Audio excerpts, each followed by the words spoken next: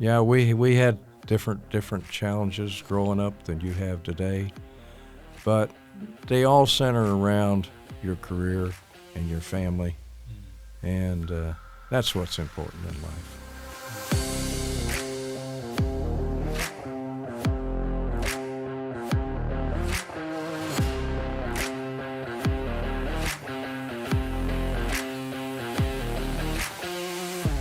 Welcome back to the Present Fathers Podcast.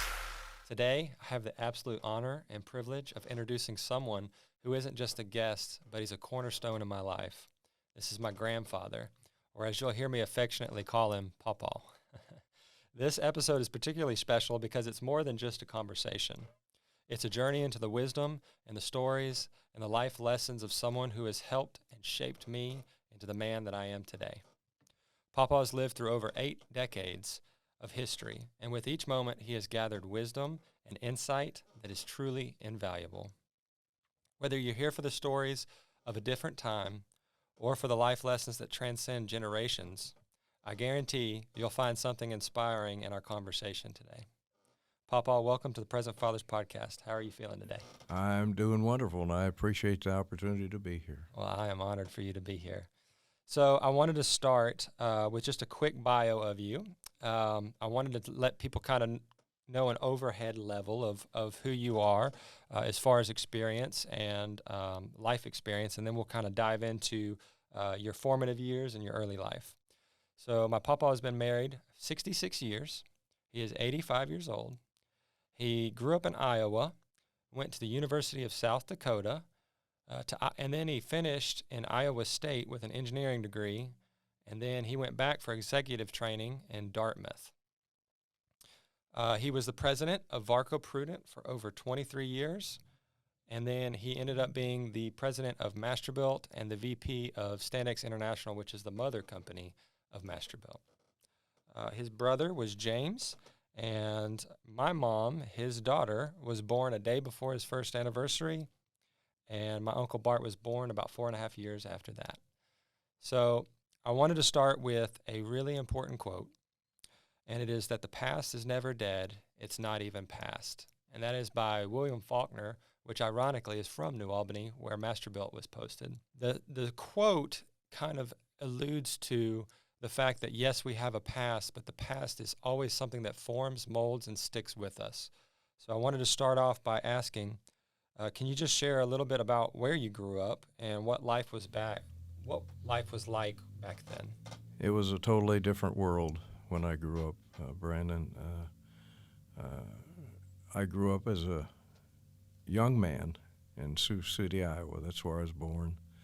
My dad was a traveling hardware salesman, and he worked for Hibbert, Spencer, and Bartlett Company out of Chicago, and same company my granddad Stockburger worked for. And my dad met my mother down in Liberty, Missouri, and when he went down there on business. Okay. And she happened to be a clerk in a hardware store. And that's how he met her. And they ended up getting married and moved up to Sioux City. And I remember my grandmother, Stockburger, taught me how to tie my shoes. That's about the only thing I remember about her growing up. She taught me how, and I remember I was over to her house and fell down the steps and broke a collarbone, and as a young man, and she took me to the doctor and got me all healed, and everything was fine. But it was interesting. My folks were members of a Morningside Country Club. And I used to go out there and caddy to find golf balls and caddy for people to make money so I could play golf. Okay. And as a young man, I became quite a good golfer. I think when I was 10 years old, I entered the city tournament and was shooting in the 40s and was able to beat many people. I bet. And I didn't win the flight I was in. I think I was in the first or second flight. But I came close to it. And it was kind of interesting because then my dad, as we used to do it I used to ride my bike out to the golf course every day, and it was about 3 to 4 miles. Wow. And I used to ride the bike out there and caddy all day, and then come home at night for dinner. And then when I got to be about 10, 11 years old, Dad bought a hardware store up in Hinton, Iowa, which was about 15, 16 miles north of Sioux City. And I remember he had to borrow $25,000 from Granddad Stockburger. Wow. To buy the business, and he paid him back. But I grew up in that little town of Hinton, and all the time I was in Sioux City, I became quite a basketball advocate besides golf. Okay. We used to go out in the alleys and play basketball and shoot, and when we got up to Hinton, as a freshman in high school, I was like only 5'2". So I had to be a water boy for the basketball team because I was too short to play. But over the next year, I grew 6 inches in 1 year, and then I finally ended up being close to 5'11". Now I'm shrinking as I get older.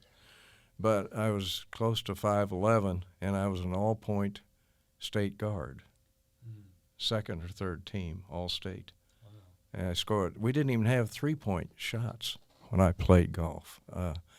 We used to, I averaged almost 22 points a game, and went to the University of South Dakota. I didn't have a scholarship, but I did make the team. But they hired 2 Daniels brothers that were 6'3" and 6'4" out of the service to be their guards. And the University of South Dakota, when I was a freshman, won the National Small Collegiate Basketball Championship. And those 2 kids could take off from the they both played guard. And they could take off and slam dunk the ball they'd take off at the free throw line and glide in and slam it. And I said, I guess I better find something to do besides play basketball because I wasn't going to be that good. That's when I met your mama, and the love of my life. She was from Pierce, South Dakota. We met in a freshman year. And I guess what really got us all together was that I was a member of the Phi Delta Theta fraternity, and she was a member of the Alpha Sigma sorority as freshmen. And they had what they call a strollers effect up there at the university, and the fraternities and sororities would get together and develop a dance and song routine. Okay. And they called it strollers. And fortunately, I got to be her partner both years, freshman and sophomore year. So that kind of enhanced the romance, even though I was sweet on her from the day one. But as a sophomore, I moved into an apartment, moved out of the fraternity house because you couldn't study at the fraternity house. There was just too much racket going on. Yeah. So I moved into an apartment with 2 members of the fraternity, and we lived there in that apartment and did our own cooking and studied and et cetera, and tried to get good grades. And then I finally asked Mamaw to marry me at the end of the sophomore year, and we got married and transferred to Iowa State. And then your mother, 3 months after we were married, Mamaw got pregnant with your mother. And she was born the day before our first wedding anniversary. And I had to drop out of school because we didn't have any money. Back then, kids could go to school if you had any money at all. You could go to school and pay your way through. Today it's impossible because states don't support the school system like they used to. At Iowa State, she had a 2-year secretarial degree, and she became secretary to the dean of engineering down at Iowa State. And when I wasn't studying, I was going around doing surveys for the university to try and make a little money. And our celebration is once a month we'd have a pizza and a 6-pack of beer. And that's how we celebrate it every month. Okay. And we usually did that at the end of every month. But we lived in, we rented an apartment the first few months until Daniil was born. And then I had to drop out and go back to Sioux City. And I wanted to support my family, which is always important to me. And I know it is to you. And in doing that, I got a job at the meat packing plant in Sioux City, Iowa. And we rented an apartment down there. And I remember Grandma Giles came up, and she was Daniil's grandmother. And Daniil walked to her on her first birthday. And but I wasn't going to go back to school. I was just going to continue to work. And Mamaw, being the person she was, said, I didn't marry you not to get you educated. So she sent me back to Iowa State. And I graduated with a major in industrial and a minor in mechanical engineering. And I've always been a do-it-yourself guy. But I remember at Iowa State, they had one of the first big computers that you'd ever see. And you had to, it was a punch card computer. And you put punch cards in it. And I forgot to put the exit signal in, and mine just kept running, spitting new cards out and paper, and I had to fix it. But it was a learning experience. But when I grew up, it was a different world than it is today. We had no televisions when I was a teenager. We had no TVs, no computers, no cell phones, no laptops, etc. And I remember growing up, and I learned to do everything in that hardware business: install gutters, install antennas on homes, put in hot water heaters, put in cooking equipment. We did everything. And my dad, we laid tile floors. And my dad always encouraged me to work with him when we go out in the evening and do it. And I even drove a school bus when I was 16 years old. Wow. Got a chauffeur's license. Kids can't do that today because they wouldn't allow it. Yeah. And I think it's a little bit different for us too, in the sense that, you know, I'm a big do-it-yourselfer because, you know, one of the things that you taught me was if something's broke, you don't just throw it away and replace it, you fix it. And I think that's relevant in more than just one area of your life. But, you know, if I want to learn something, I go on YouTube, or I go to Google, or I go to one of the AI systems now that can basically give you a step-by-step. But back then, you had to do everything yourself. It was analog style, as I call it. And so that it is definitely different from generation to generation, for sure. I remember when Jeannie and I were in married student housing at Iowa State, when I went back to school, we lived in married student housing, which was the old oval Quonset buildings, metal Quonsets. And you had 2 bedrooms and a living room and a kitchen and a bath. And our fuel oil bill was higher than our rent in the wintertime up there. Wow. But I remember one week, the high temperature in that week was -5 degrees. And the low every night was -30 to -35 degrees. And we had to walk to campus because I couldn't start my car in the morning. It sat out all night. And your mother, we had to pull her crib away from the walls because it got frost on the inside of the walls every night. That's and every crazy. Morning. And I remember putting a fan in above the oil heater. We had a space heater in the kitchen and living room, and I had to put a fan to blow the heat back to the bedrooms at night so it wouldn't be so cold we could stand it. And I remember that we had an old washing machine that I got used, and the tub started jumping up and down. And I had to tear that thing apart and try and figure out what was wrong with it. And I finally, by tearing it completely apart, we didn't have YouTube then or anything. So, and I look at YouTube today to try and fix things that I don't know how to fix. That makes me feel better. But I remember tearing that whole thing apart and finally figured out how to fix it and put it back together, and it ran fine till we got rid of it. Well, do you think, you're speaking on all these hardships that you had and these sacrifices that you had to make. Do you think that technology and all the things that we have today has kind of softened society as a whole? Yeah, I think it's. I think you see it a little bit in the work ethic. Mm. There's so many people that do not want to have a job every day. Yeah. They don't want to go to work. When I grew up, you'd do anything to make a buck. You'd walk fields of corn, you'd chop weeds. I remember the first 2 years of college, I paid for because my family couldn't pay for anything. I put up round grain bins around the countryside, Yep. Iowa and Minnesota, and earned enough money in the construction, working 6 days a week, 12, 14 hours a day, to go to school. Wow. We interrupt this episode to talk about Synthesis Tutor, the world's first superhuman math tutor. It is warm, patient, and understanding, and adapts to your child so you never have to worry about them falling behind when it comes to math.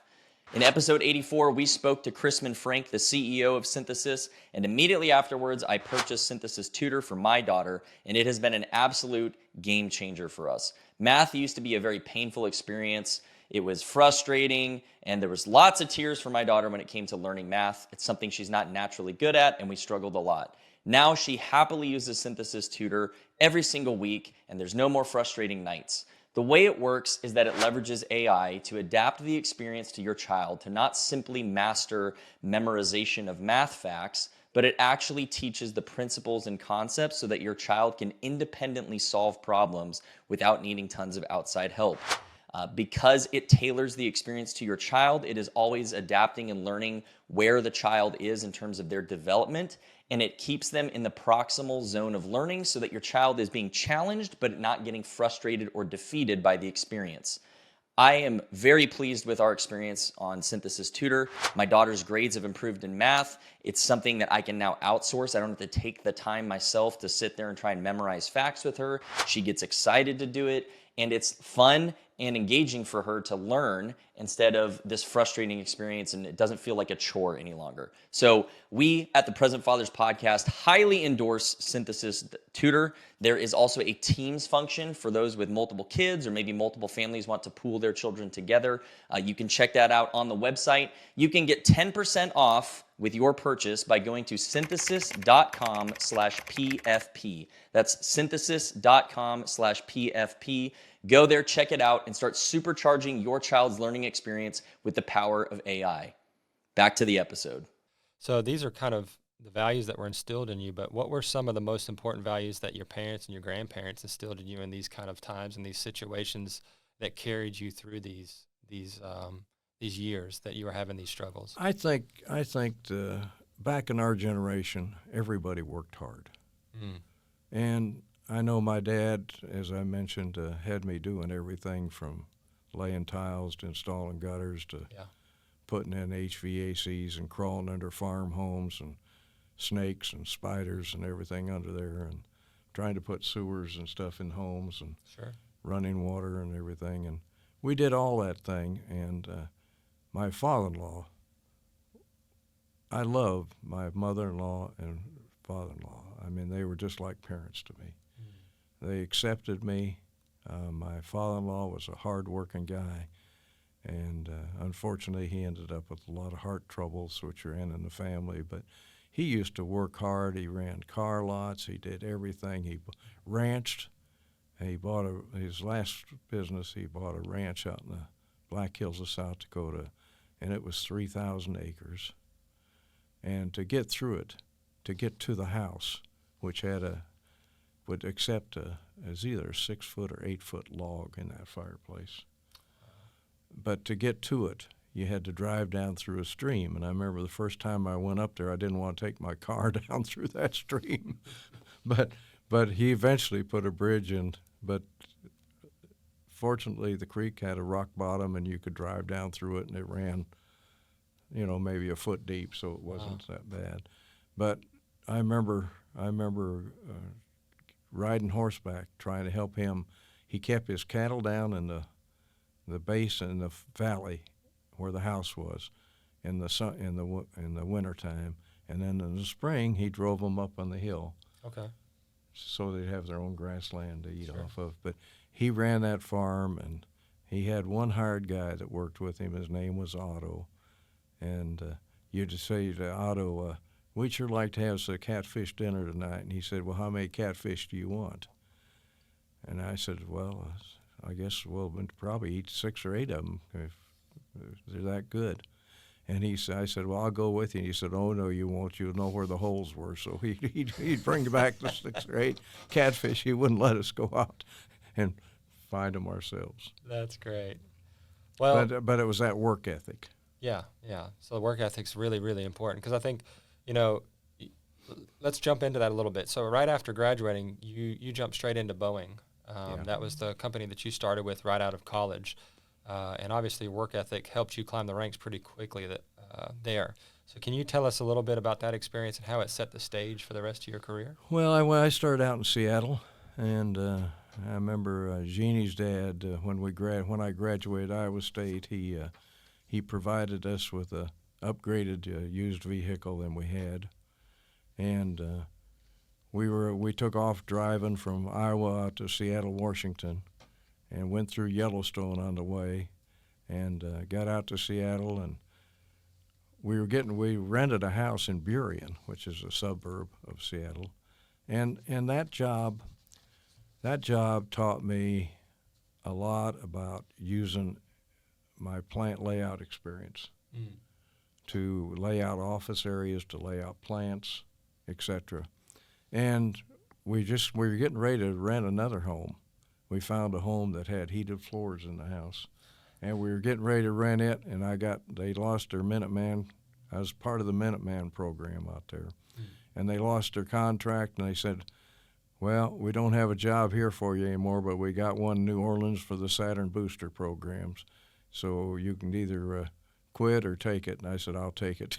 And we headed to New Orleans without air conditioning in the car. Oof.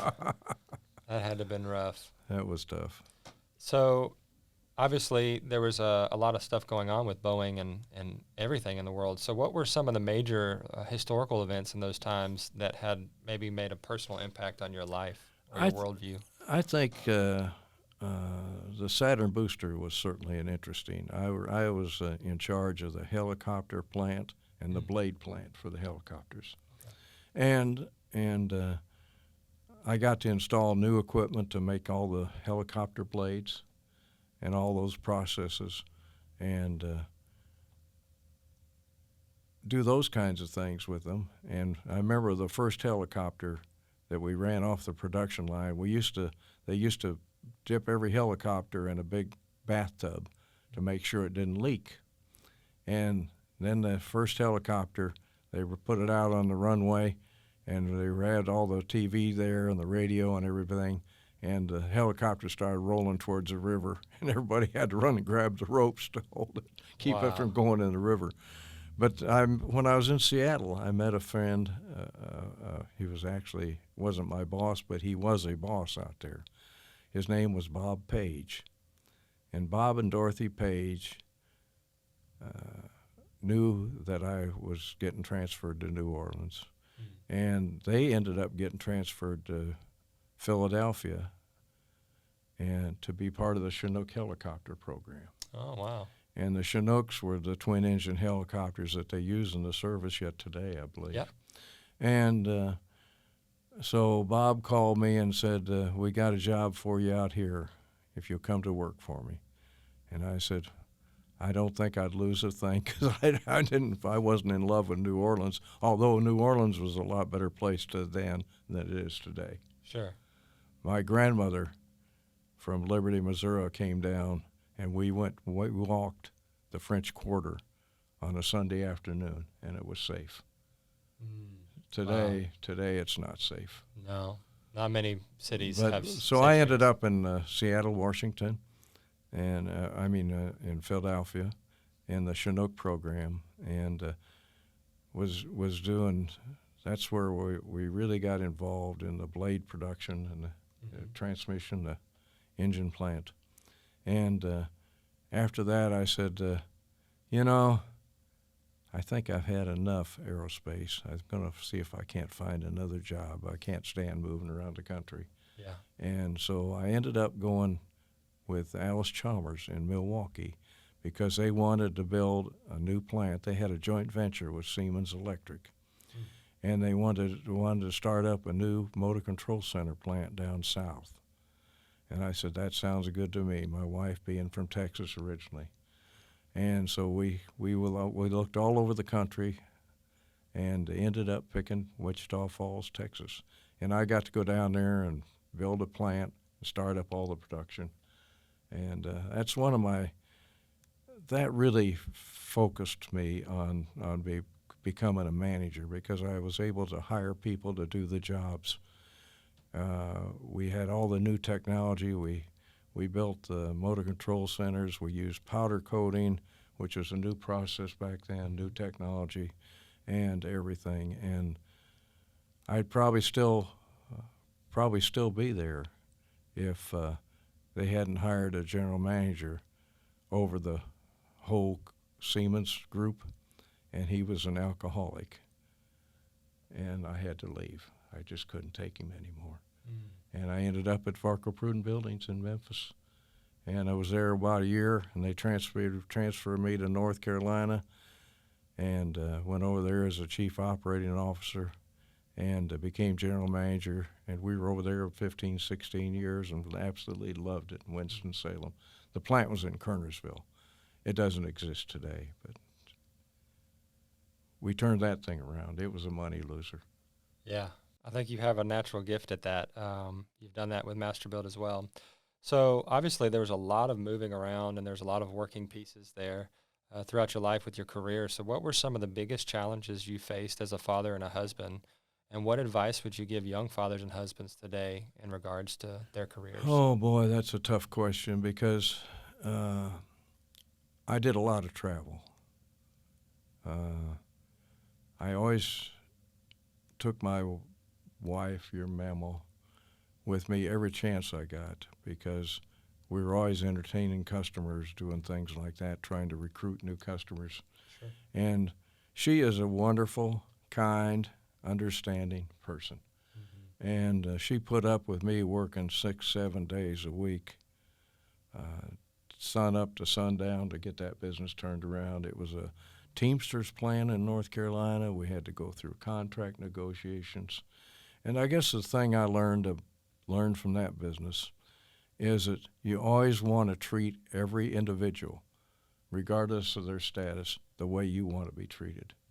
The golden rule. And it is a golden rule, and I became best of friends with some of the plant leaders, plant people that were union leaders, and I'll always remember that, because it always sticks with me that everybody has a place in this world, and not everybody can be as fortunate as I was to get the education I had and the opportunities I had.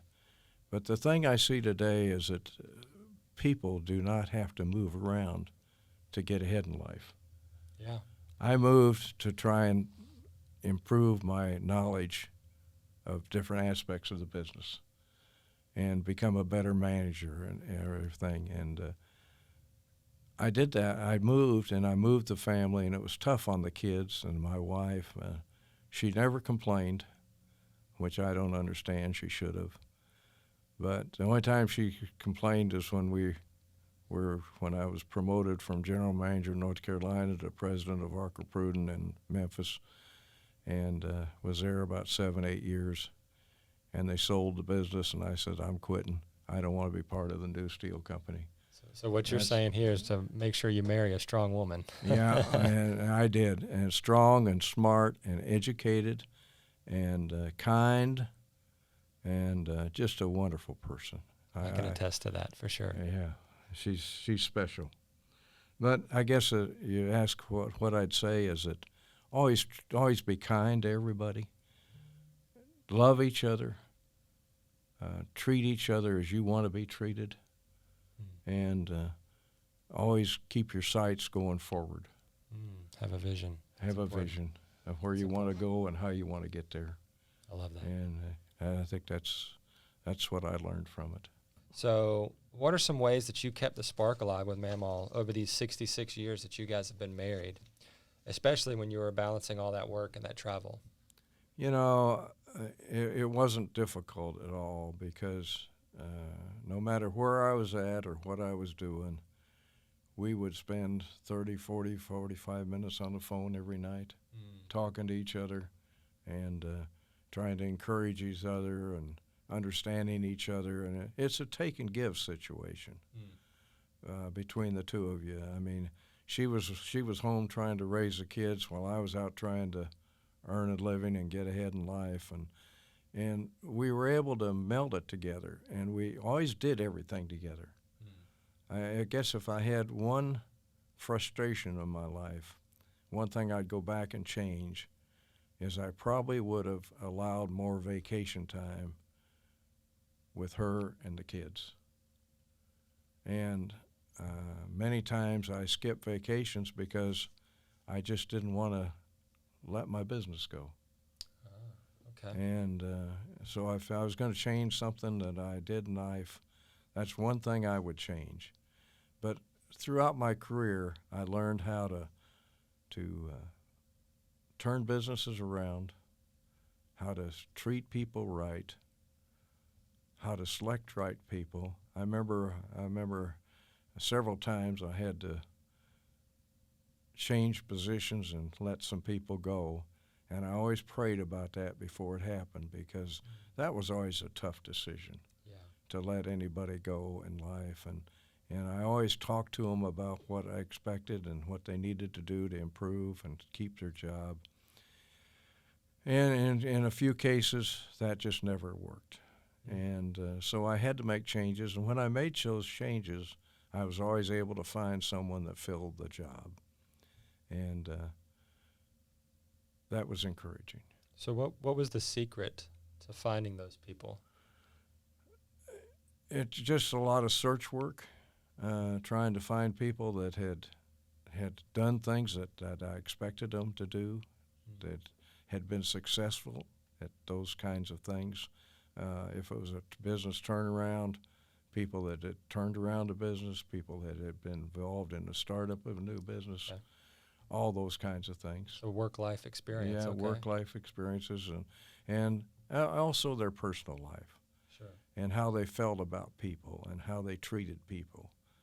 And to me, that's always been so important in life, is to make sure that everybody's treated right, just as you want to be treated.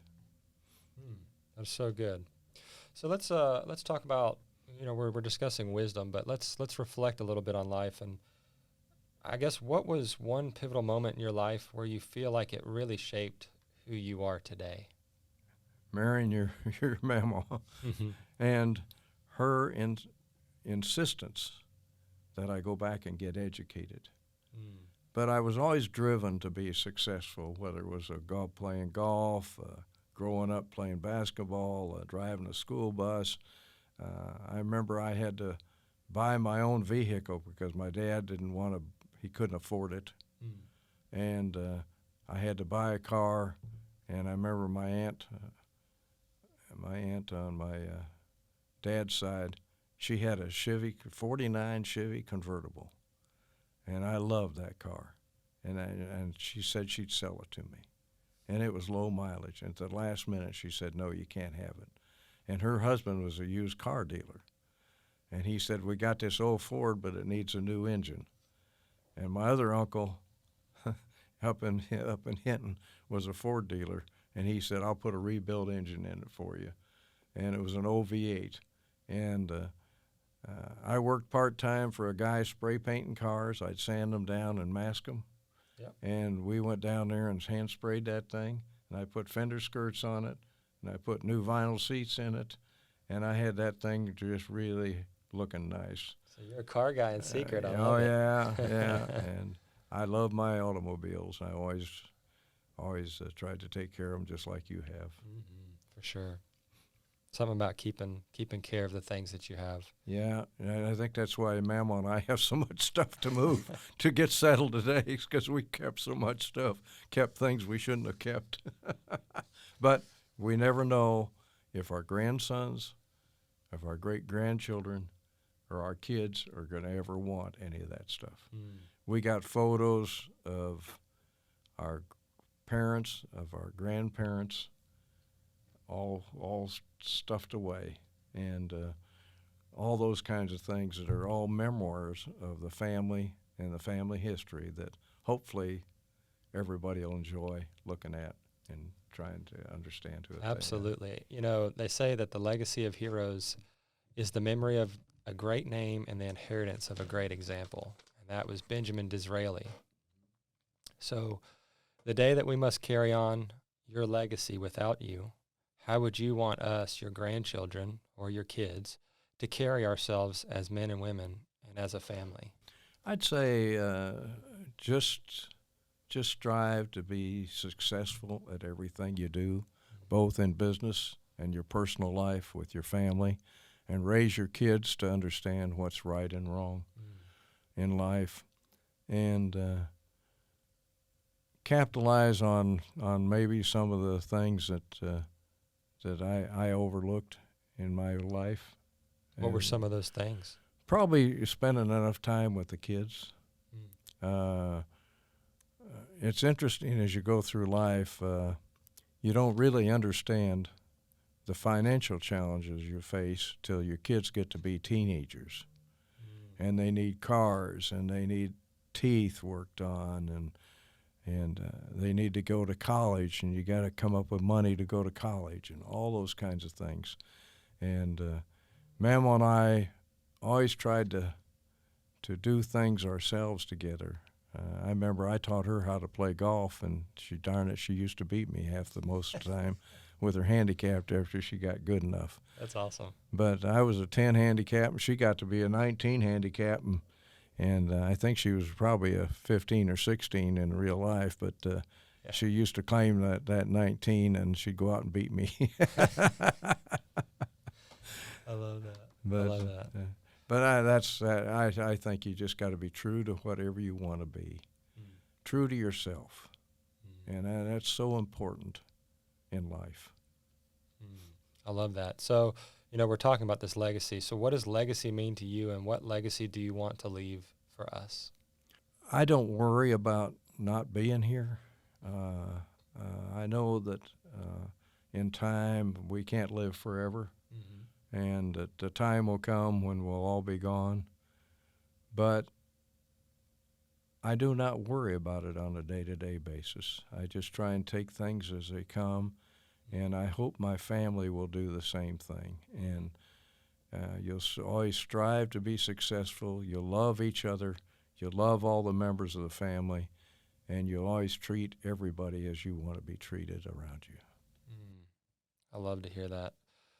So let's go into advice for future generations. I think that's a really important thing, especially with, you know, AI and all these things that we have in the world. They have this tendency to kind of put an impression or a certain level of understanding with a bias to the kids of these ages, right? You know, like AI has a very strict way of communicating things, and people are very different in this newer generation than the previous one because of these technological advances. So I think it's really important that we get it from all generations. And with that said, what advice would you give me for the second half of my life? You know, I just recently turned 40, and is there anything that you learned the hard way that could help me out? I think you have to, technology is always changing, be it medical technology, electronic technology, etc. And the thing you have to do in life is make sure you always use that technology properly. And don't get on the bad side of that technology, be it electronics. I know I look at my ancestors, they would have all lived a much longer life if we'd had the medical technology that we have today. I'm blessed with the technology we have today to be able to be my age and able to do what I do, even though I can't do some of the things I used to do. Sure. I can't run as fast anymore. I can't lift as much as I used to. I remember when I grew up, I used to carry 100-pound kegs of nails up and down the steps instead of using the elevator just to build muscle. Yeah. Today, I can't even lift 100 pounds easily. Yeah. But to make sure you use all that technology properly, don't get on the wrong side of that telling. It worries me, some of the technology development, really. The AI worries me. Social media worries me, part of it. Definitely. I mean, I don't mess with social media. I don't have that. I don't have Facebook on my phone or anything like that. I learned to operate the computers and everything in business all the years when I retired at 68. I've been retired for 17 years now, and I've enjoyed every bit of it. I wish I had gone ahead and built Mamaw the house that we have today back then, because she never did like the house I bought for her in Tupelo. But we ended up buying another house, and we love it. And, we're trying to get settled, but here we are at our age trying to do things like that. But, you got to keep going. Yeah. You just can't give up in life. And I think I learned that from my mother's dad, Grandpa Grubbs, down in Liberty, Missouri. When he was 75 years old, he built their house all by himself. Wow. And I remember going down there to stay, and they tore up his sidewalk and put a new sidewalk in. He had them put all the pieces of concrete up in the driveway. He'd go out there with a sledgehammer and bust up the gravel to put in his driveway so he'd have fresh gravel.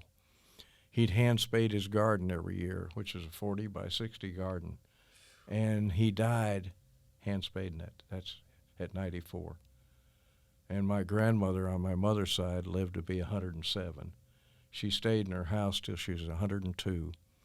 And finally, she stopped taking meals on wheels. And so we had to put her in a nursing home at the time at 102. But she managed to stay in her own home till that thing and just continued to go on day to day. And she finally put in an air conditioner because Granddad was against air conditioning. Yeah, he's set in his ways. Yeah. That's great. So imagine you were your 21-year-old self, and you could go back and give yourself one piece of advice. What would it be, and why? I'd say get all the education you can get, and pick a job that you can grow in and that you want to do, and regardless of. To me, education is so important going forward,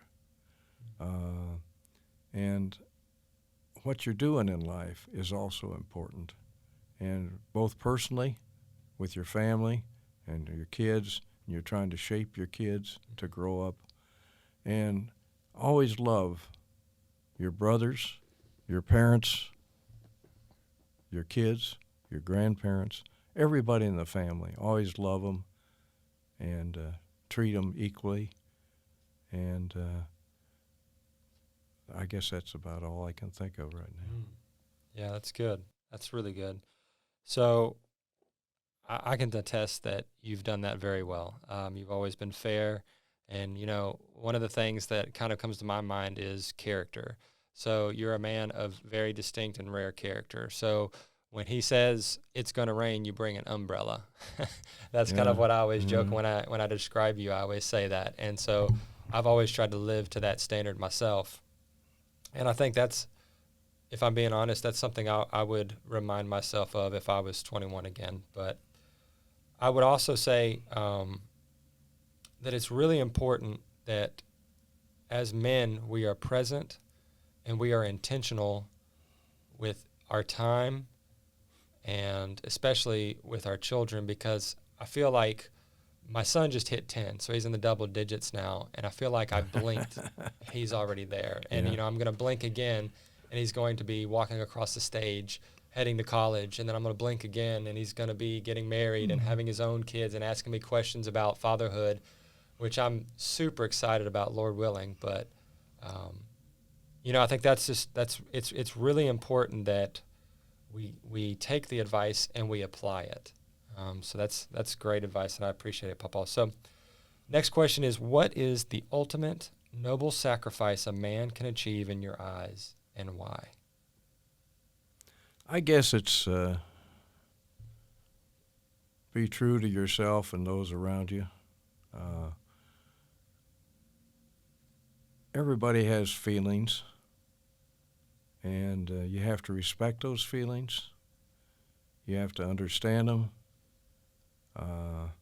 You have to be true to your own feelings, and not everybody's driven to be as successful as I was. It's a different world today. I mean, back when I was young and in my career, it was up to the father to support the family and raise it. Today, you find fathers and mothers both working. Yeah, that's very common. And that's a common thing, and that's what's changed. Back in my days, I knew that I had to get ahead to provide my family what they needed in life. My kids needed a car. They needed to get educated. They needed to move forward. And Mama and I, we always did things together. And I guess that's the respect I have for her, is that when I wasn't working, I was always spending every moment with her. And so I would say that your noble sacrifice would be the time that you sacrificed to make sure that ends met. Yeah. So to make sure that your family was good. And I would definitely say that I can attest personally that your time doing that was noticed and appreciated. And at the same time, it hurts my heart sometimes to think about that, because I know that is the sacrifice that most of us men do, is we sacrifice our personal time with our family for the betterment of our family. And, there's such a tough balance involved in that. It's a tough line. You're trying to get ahead in life. You're trying to provide more income for your family. One thing that I was always proud of was our financial control. We managed our finances properly. How did you do that? Like, what are some examples? Well, we always had savings accounts. Okay. And I learned the hard way. Early in life, I remember I went out to play golf with some guys, and I wrote a check, and we didn't have the money in the bank to cover it. And I said, that's the last time I'll do that. And so we always had a savings account. We always managed our money well. We always tried to set up funds.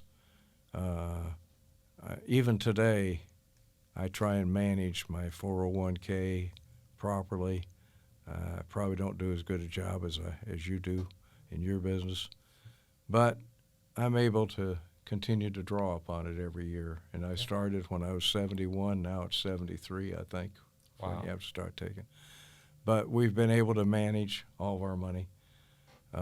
Today we own 2 beautiful homes, and we have no mortgage, no debt.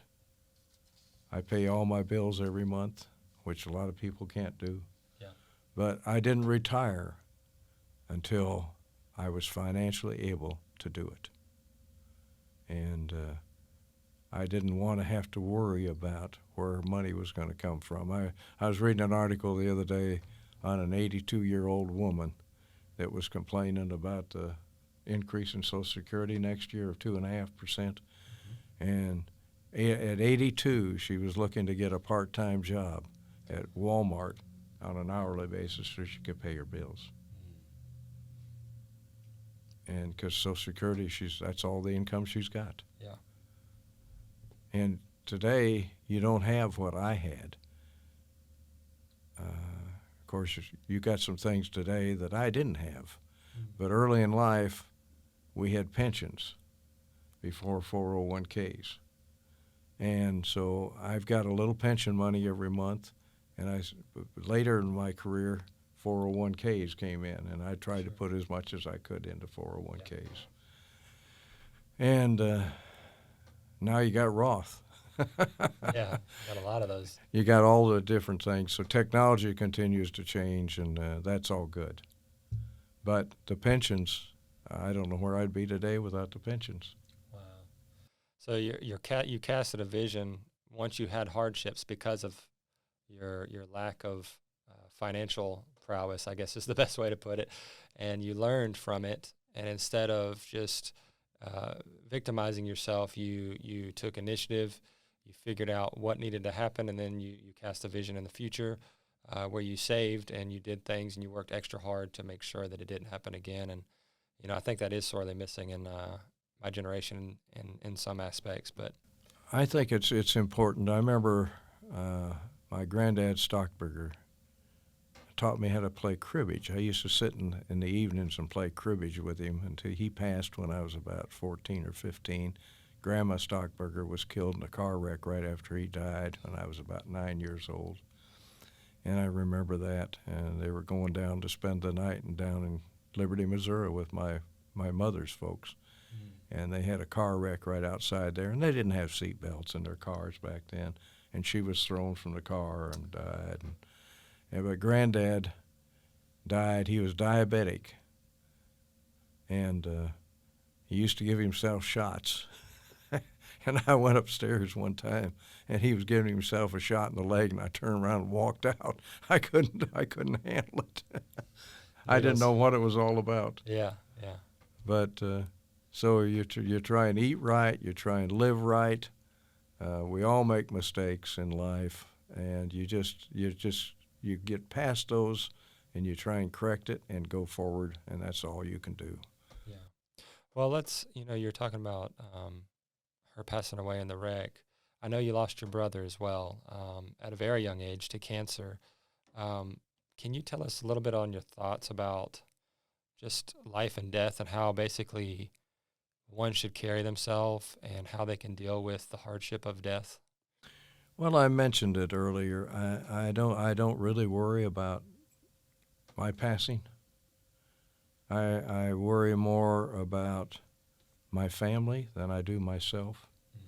To me, that's the most important thing. I worry whenever you and the other grandsons and the grandbabies and everybody take trips. I worry about they pray that they'll be safe.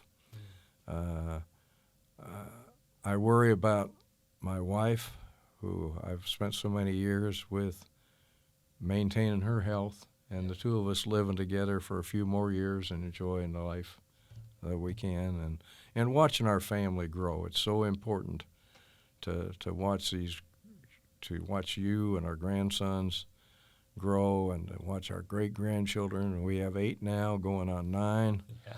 And the family just continues to grow as I get older. Yeah. And I encourage, I like to see that. I like to see pictures of the family.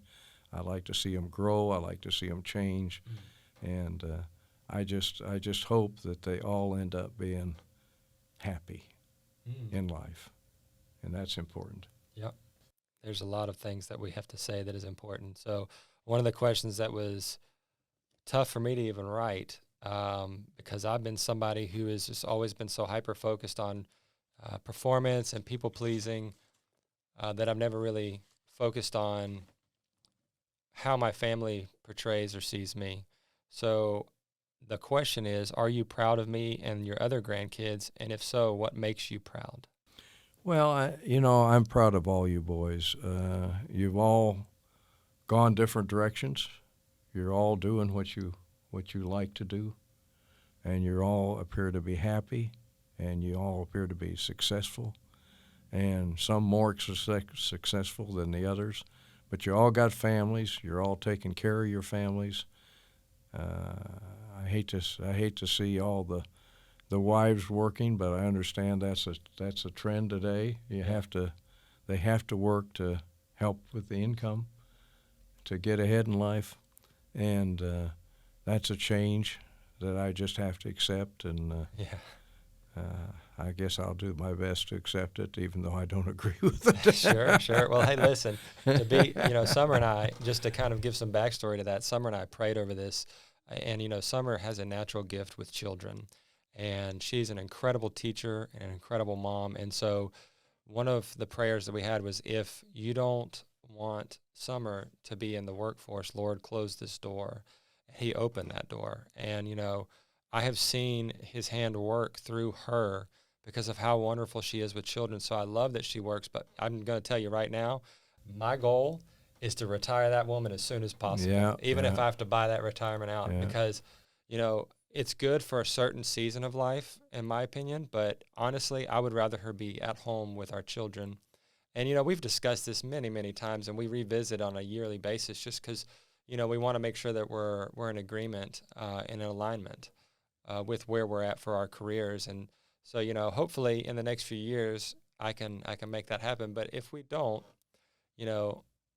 she is doing an immense and incredible work with the children that she's crossing paths with. So, and I agree. I think that, a woman who gets the blessing of staying at home and being a stay-at-home mom, they have the hardest job in the world, but they have the most rewarding job. Yeah, I totally agree with that. And I remember as soon as I got out in the workforce and was able to become financially independent and provide for the family, my wife was able to quit working.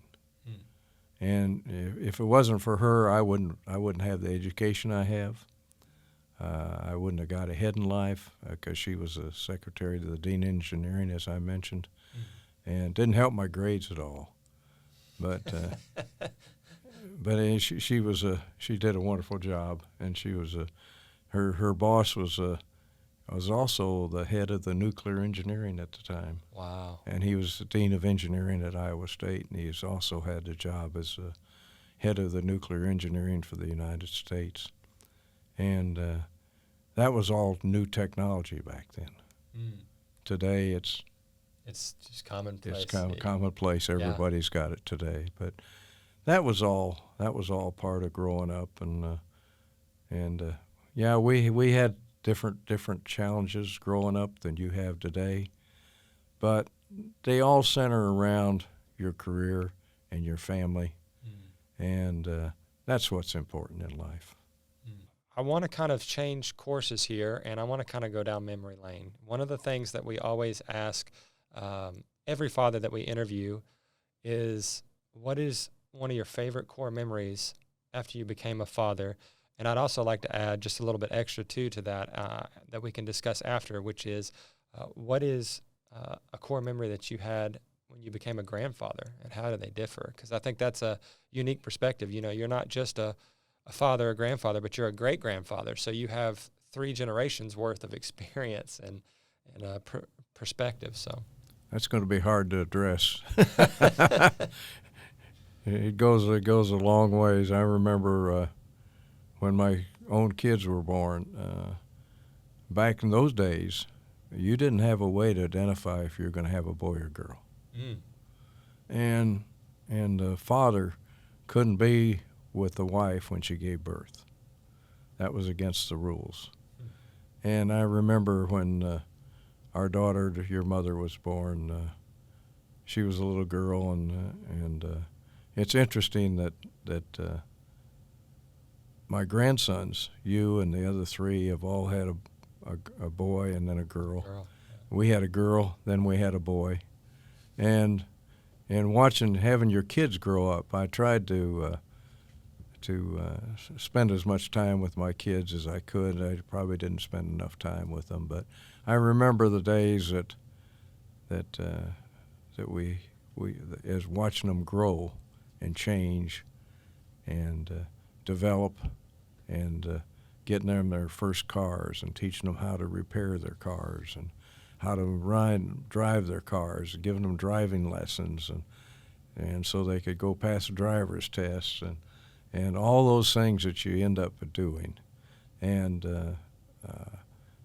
the education, watching them go off to school, helping them pack, and all those types of things. And I remember our son went up to school in University of North Carolina up in the mountains and spent more time skiing than he did studying. So I made him come back and go to work. All right. I said, you're going to go to work till you decide to go back and study and get educated. So he went back to school. And that was about the time that he'd been back for a while when I got transferred to Memphis to be president of the company. And so he and I loaded up the car and took off for Memphis. And he ended up graduating from the University of Memphis in Memphis. And I was glad to see him, and he got his first job in marketing and all that type of thing. So our daughter went down to Bauder in fashion merchandising down in Atlanta. And my sister-in-law and brother-in-law lived in Conyers, just outside of Atlanta. And they used to keep track of Danielle all the time and give us feedback on how she's doing and where she's at. And so we were able to keep track of her. And I remember her driving the old Cougar we had down there. And Bart had the Cougar, green Cougar. I can't even remember what year it was, but it was pretty old compared to today. But someone had put eggshells in the gas tank, and it kept stopping on her all the way down. As soon as it sucked some eggshells up, it plugged the carburetor and it wouldn't run. Wow. And so she finally made it through I don't know how many stops, and we had to have the gas tank drained. They found the eggshells. We didn't know what was wrong with it, what was going on, but that's what it was. Found eggshells in the gas tank. But then we saw our kids graduate and all that type of thing. So it was fun watching the family grow and change and develop. And then, of course, you boys came along, and you and Justin were twins, first ones out of the gate. And I remember Danielle was over before you were born, and Mamaw said, "You're going to have twins." And she said, "Nah, I'm not going to have twins." She said, "Yeah." Mamaw said, "You're too big this early. You're going to have twins." And you big boys came along, and we used to watch you grow up, and we had our home out of Bermuda Run. You probably don't remember, but we had a Christmas there, and Aunt Barbara and Uncle Joe came up from Atlanta, and you boys were running around, and my mother was down there from Iowa, and my brother was there, and you guys were probably about 2 at the time, I think. And we just enjoyed ourselves. Uncle Joe was always trying to put on everything he got. He'd pinned up and he'd put shirts and coats and everything else he got for Christmas presents on. So he had like 15 layers. Yeah, yeah. And always enjoyed that. But I remember you boys had a rocking horse we gave you. Oh, yeah. And you were on that rocking horse, and next thing I knew was my mother was getting on the rocking horse trying to ride it. That's great. After you boys got tired of it, I guess. But seeing you develop, I remember when we moved to Memphis and you guys came up and spent time up there, and we put the whole family upstairs. And you boys just absolutely tore up the upstairs. I mean, it was, and we used to laugh about it because it was a 3-ring circus at the time. Yeah. With you and Justin, and I think Jordan was born, and I don't think Logan was born yet. Yeah. I think he was still a sparkle in your dad and mother's eyes, but I think Jordan was there, and the 3 of you had your time, pillow fights and everything else up there. And I remember distinctly at Christmas when we come visit their houses, they always had big bowls of like Hershey Kisses and all these little candy supplies, and we would raid those like every 30, 45 minutes. So you could just imagine 4 boys all wild and rambunctious, all sugared up, just running around their house. And I tell you, just from my core memory of those Christmases, those were such magical Christmases that it's actually really hard to ever even see any future Christmas compete, because there was such a joyful, just healthy family environment of nothing but laughter, love, and just being with each other. As I said earlier, you have to love your family and love every member of your family the same, and treat them all the same. And I remember Uncle Joe passed at age 55 or 56. He had an aneurysm, and they didn't catch it in time, and he ended up dying one night. But I remember Aunt Barbara and Belinda came up to I guess it was Memphis. And no, it was North Carolina. And they'd sleep upstairs at the time. And Blenda'd always send Jennifer down, who was her little girl at the time. She'd send Jennifer down to get more cookies and candies and bring them upstairs so she could have them. And I caught them sneaking down there, and I thought that was always funny.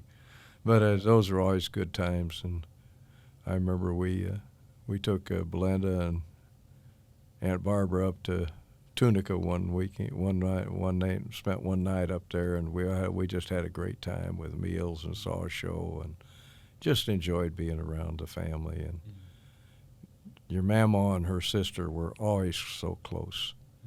It was a tough day when we lost Aunt Barbara. I remember I had Mama up at Rochester, Minnesota, getting major back surgery, and she spent like 5 or 6 hours in surgery. And we'd only been home a week, and Aunt Barbara died in heart surgery. Yeah. And we had to load Mama in a car and drive to Texas and bury her and come back. And Mama ended up back in the hospital because her back was so bad at the time. But we didn't have any choice. I mean, what choice do you have? Right. You just got to do what you got to do. And your Mama's one tough woman, and she figured out how to do it. But boy, it was tough on her. Well, I can tell you all these memories and all these family Christmases and all the core memories that I just remember personally.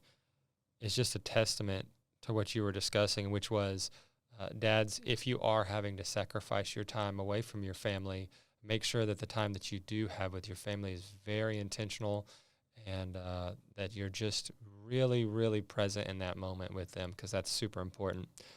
So, Paw-Paw, that's all my questions, and I just was going to ask if there's anything else that you want to tell the audience. Is there any kind of advice that you want to close with? The only thing I guess I would add, Brandon, is that I appreciate the opportunity to be here and to express my feelings and emotions and how I feel about things. And I just want, and I hope, that all my grandsons and my great-grandchildren are all going to be healthy and successful in life and do whatever they want to do. I don't care what they do, but just be happy in what you do and enjoy it and have your own families and continue to grow the generations after generation after generation, and have the same meaningful relationship that all of us have had, and that's important to me. Absolutely. Well, Paw-Paw, I can't thank you enough for taking the time to sit down and share these incredible stories and lessons with me and our listeners today. Your wisdom, your dedication, and your love have not only shaped our family, but have also left a lasting impact on me personally. And I'm just so grateful for everything you've done for me, and I know that your legacy will continue to guide us all. So to all our listeners, I hope you found as much value in Paw-Paw's words as I did. And remember that the lessons that we learned today are the ones we carry forward for generations, like he had mentioned. So, gentlemen, let's get climbing the mountain of fatherhood together, and we will see you in the next one. Thanks for watching this episode of the podcast. If you're on YouTube, drop a subscription to us, and if you are listening on Apple or Spotify, please leave us a review. It helps greatly. If you are also ready to level up as a man, check out Elite Sentinel Coaching, our program designed specifically for men, where we forge men into leaders. We turn cowards into kings, weaklings into warriors. Become the hero in your story. Join us today.